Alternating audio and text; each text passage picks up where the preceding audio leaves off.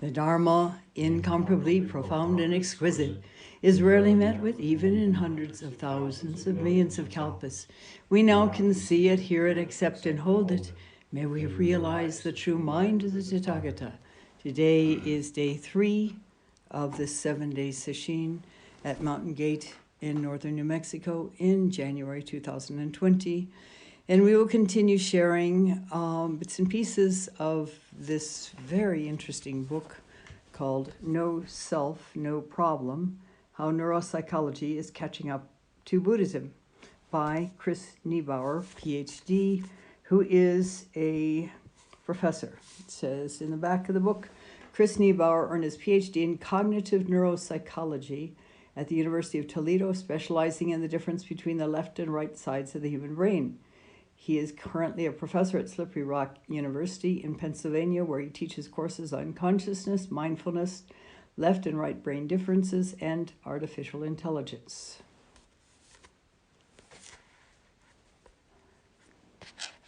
And we'll begin with jumping into the second chapter.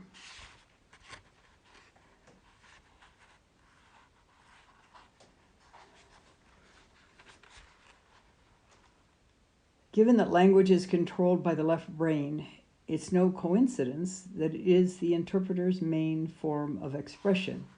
And he is saying that the left brain, or the brain itself, is the interpreter of circumstance, and that as part of this interpretation, it has created the illusion of a separate self.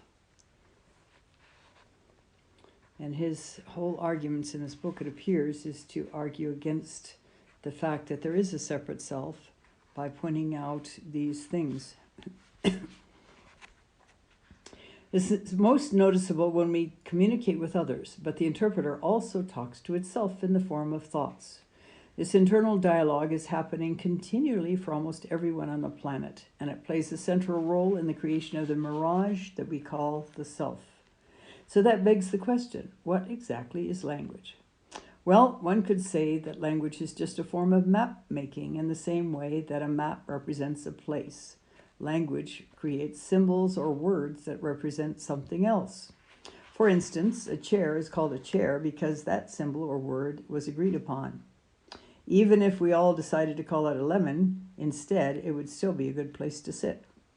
In Ian McGilchrist's masterpiece of a book, The Master and His Emissary, The Divided Brain and the Making of the Western World, he describes the central role of the left brain as a map maker to reality, and language is the pen with which the left brain draws. Language can obviously be extremely helpful in communication with others, but the left brain also becomes so dependent on language that it mistakes the map of reality for reality itself. And this is where we run into the challenge in life. We assume we exist as a discrete self. And of course, there is an individual body involved. There are individual characteristics involved. We're not cookie cutter copies of everyone else on the planet or everything else on the planet. So there is some veracity to that. However, when we take that as who we are, we get into all kinds of challenges. There is a very interesting Jataka tale. The Jataka tales are the stories that of the former lives that the Buddha purportedly recalled during his sesshin, his first sesshin. He'd been, of course, practicing Zazen for quite a few years prior to that, 6 years, I believe, and had mastered work with the breath and also working in the prevailing spiritual practice of the day, which was to limit the body to basically eat as little as possible, or other ways of doing things to the body, lying on beds of nails. One person I know, when he was in India visiting on pilgrimage, saw a yogi who had been standing, I'm not sure you could call it standing, but standing with his head in a hole for countless years already. I bet the guy could not stand up.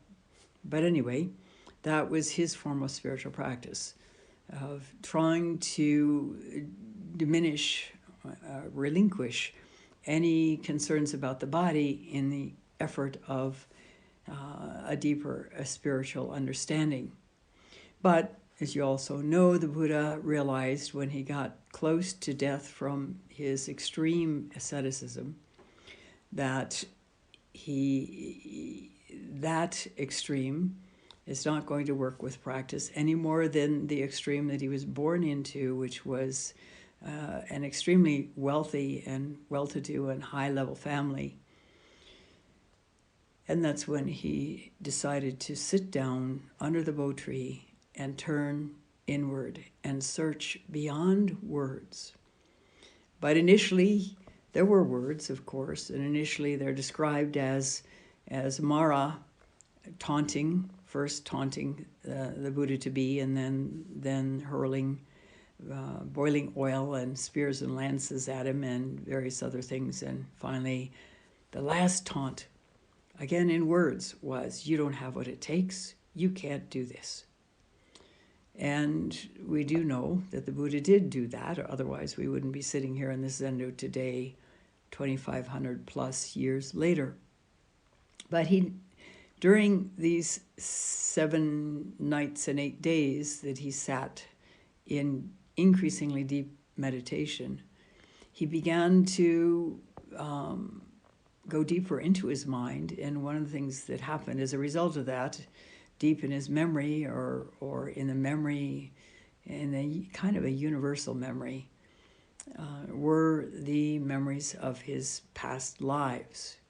And apparently they were related to people, and they were passed down the centuries. And one of them is in which the Buddha to be was a sage, and he was doing his spiritual practice out in a forest. And as it turns out, in that same forest, a king or a prince, I'm not sure which he was, but anyway, somebody of high status, was walking with his harem, the women that were his wives, and he got tired. And so he lay down to go to sleep, and the women got bored and they started wandering off into the forest and encountered the sage. And I guess they started asking him questions, and he was speaking to them, teaching them spiritually. And the royal one woke up, and his women were nowhere to be seen. And he got pretty upset and found them seated around another man and proceeded to whip out his sword and threaten the sage. And he started cutting him to pieces. Started cutting off his arms and his legs and so on and so forth. And still the Buddha to be was not screaming in agony. Well, I don't know if that was the case, but at least he was not clearly invested in the body. So already he had let go some level of assumption about who he was. He had let go his identification of being with this body. When people are traumatized, especially if they've been repeatedly traumatized as children through sexual trauma or some other psychological trauma, they begin to be extremely invested in the condition of their bodies. This is one of the classic hallmarks. The attempt to continue to exist despite what they were going through becomes paramount. But we're getting away from the actual work here. The point is that everyone identifies with who we think we are and takes that object of thought as the real person, the real being. Yet, in reality, we are the being with a capital B of the universe. And that is not limited to this body. As Rinzai said, in this 5-foot lump of red flesh, there is a true person of no rank coming in and going out of the doors of the senses. If you haven't seen it yet, see it now. See it now. What is it that uses this body? And yet the body is not something separate from what uses it.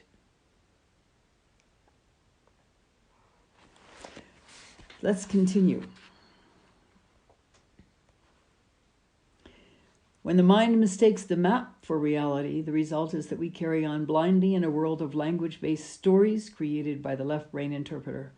Keeping in mind that the left brain creates stories it believes completely, often without regard to the truth, one could compare this to following an inaccurate map. Anyone who's followed their smartphone GPS system to take them down a dead-end road knows how frustrating this can be. To be clear, there's nothing wrong with making maps in general. We need them. The issue, as scholar Alfred Korsky, the developer of the field of general semantics, might have speculated, is that the left brain mistakes the map for the territory. We will spend a good deal of time navigating within the framework of this mistake. Our association of our true self with the constant voice in our head is an instant of mistaking the map for the territory. This error is one of the biggest reasons the illusion of self is so difficult to see. In what is likely the most studied experiment in the history of psychology, the Stroop Effect demonstrates how the left brain takes language literally and mistakes the symbol for the thing itself. For instance, imagine if you were presented with some basic color swatches and asked to identify the hues you were being shown. This would be easy. Next, imagine that a particular color was presented in the form of a word, say, red, written on the color red. Your left brain would like this very much. But what would happen if the word were yellow, but written in the color blue? Your response time to identify the colors correctly will be significantly slower when the word and the color do not match. So much slower that it will be noticeable even without a stopwatch or other instrumentation. This slowed reaction time is what is known as the Stroop Effect. Why does a mere shake-up in symbols and colors cause us to stutter and stall out so badly? Because the left brain confuses the map with the territory. It reads the word yellow and calls up the actual color yellow instead of the blue it was written in. When the two don't match, reaction time slows down as the brain tries to sort out its confusion. This doesn't happen if you can't read, or if the word is in a language you don't know. I gave this test to both my kids growing up and noticed that their left brains began to take the symbols of language more seriously. The Stroop Effect slowly increased. This study points to the immense power that words have on the left side of the brain. It reminds me of what we often are told as children, namely that, quote, sticks and stones will break your bone, but words will never hurt you, close quote. Well, as it turns out, depending on how seriously we take the processing of the left brain, this could be a lie. Researcher Martin Teicher, it's hard to tell how his name is pronounced, has found that verbal abuse is at least as harmful as physical abuse and a strong risk factor for depression and other psychological disorders. In modern society, we often take words as seriously as the physical world they represent. Furthermore, our left brain is so tied to the power of words that it's hard to see their effect. Think of an example in your own life when someone said something to you that you found hurtful. You may have suffered greatly, but the truth is that this person was simply sharing an opinion and expressing it via sounds emanating from their voice box. How is it possible that such a thing hurt you? Obviously, you were hurt by your interpretation of it, or the map that these sounds created in your left brain. Next, imagine for a moment if there were no self to hurt. Would words directed at this you ever be seen as a problem?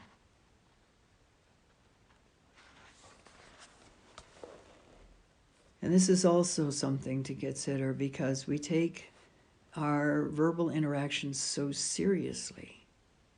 And, in a certain way, that's appropriate. As somebody yells at you, "Stop!" as you're about to step out into the street, when you don't see the speeding car and they do, then that word may have saved your life.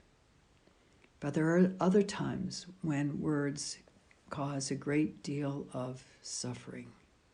And it's important to discern when and how a word is appropriate. Our zazen is a very important factor in this.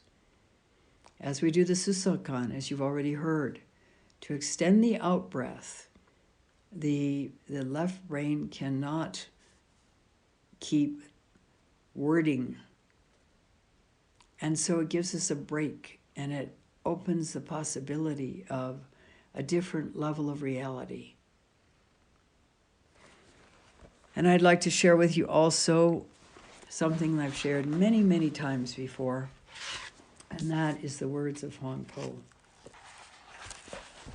who was a deeply realized Chinese Chan master.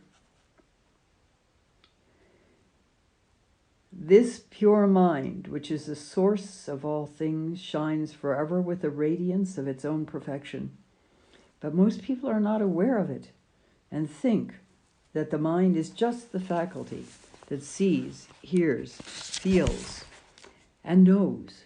Blinded by their own sight, hearing, feeling, and knowing, they don't perceive the radiance of the source. If they could eliminate all conceptual thinking, this source would appear like the sun rising through the empty sky and illuminating the whole universe. Therefore, you students of the Tao who seek to understand through seeing, hearing, feeling, and knowing, when your perceptions are cut off, your way to mind will be cut off, and you will find nowhere to enter. Just realize that although mind is manifested in these perceptions, it is neither part of them nor separate from them.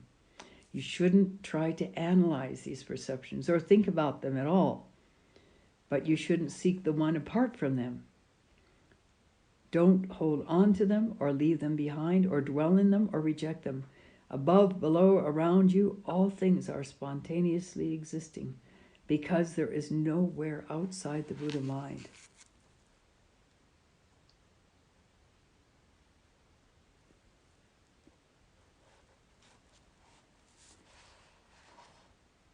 When a thought suddenly flashes in your mind and you recognize its illusory nature, then you can enter into the state of all the Buddhas of the past. Not that the Buddhas of the past really exist or that the Buddhas of the future yet have come into existence. Above all, don't wish to become a future Buddha. Your only concern should be, as thought follows thought, to avoid clinging to any of them.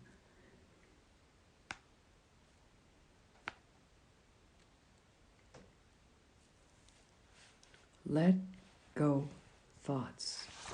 That's easier said than done as we talk about speech, because thoughts do have an important role. They are important, but they're a tool. And unfortunately, we take the tool for the reality, and the reality is so much more vast and free. And again, as was said yesterday, it's so vital to take your practice beyond thought. And the very best way you can do this is through reaching on the out-breath without a picture, without a map, without a word of what might exist, to only be open to possibility. as if you were about to step on a completely foreign planet.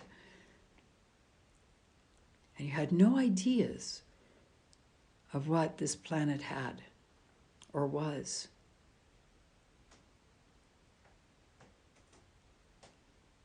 This is a challenge for people of practice, because we have grown to depend on our thoughts. We have grown to use that tool far beyond where it's useful. And when we have a gap in thought, which we don't usually have unless we've been practicing, it can be a frightening place. And this is why there is a point in when people are doing Susokkan, the extended out-breath, we can get to a place where in extending the out-breath, there is a tiny gap. And it's a gap between thoughts. And it is a miraculous, amazing experience. But it is usually in the beginning, not after we recognize what's really going on, but in the beginning, the first few times we experience it, it is preceded by a great deal of anxiety and fear. Who are we if we're not the thinking one?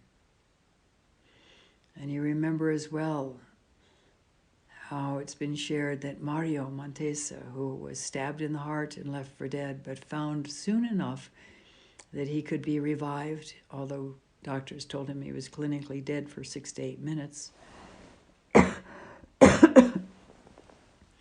And it took quite a while for him to heal and return to being able to be a walking, talking, speaking, thinking human being. But that did not interfere. The fact that he could not think did not interfere with his healing and with his functioning. And, as you've also heard, when he began to be able to think again, he found it an enormous disappointment. Because suddenly there was something between reality and himself.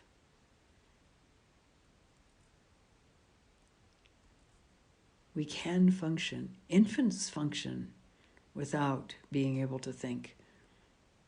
They can cry, they can eat, they can sleep, they can poop, they can smile, they can interact in various different ways. They begin to crawl, they begin to sit up on their own.